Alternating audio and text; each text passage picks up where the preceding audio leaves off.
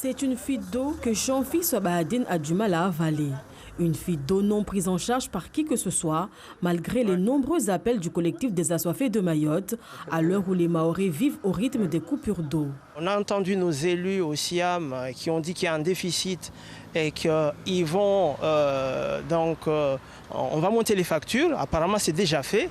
Donc, en attendant, ceux qui nous mettent en difficulté, ceux qui nous mettent, en tout cas qui mettent les Mahorais en difficulté, ne prennent pas leurs responsabilités.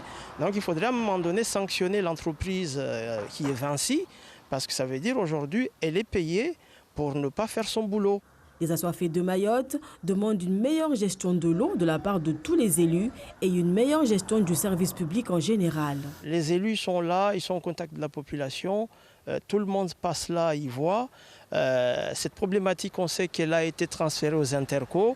Il y a des élus communaux qui y siègent. C'est peut-être à eux, à un moment donné, de s'intéresser à leur territoire, en tout cas à la compétence dont on leur a délégué pour qu'ils puissent savoir réellement ce qui se passe.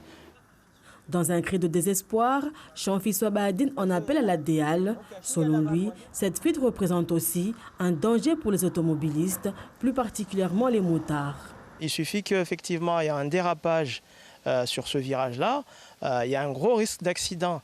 Donc il faudrait que la sécurité routière, en tout cas, s'en saisisse, et notamment les DL, qui voient avec le SIAM et la SMAE rapidement pour régler ce problème. En attendant que ce souci soit réglé, les Mahorais vivent encore et toujours des coupures d'eau intempestives. L'île sera-t-elle capable de mobiliser un jour d'autres alternatives pour parer à ces crises? Pourra-t-elle dans le futur produire de l'eau, la gérer pour se préparer au changement climatique déjà amorcé? Seul l'avenir nous le dira.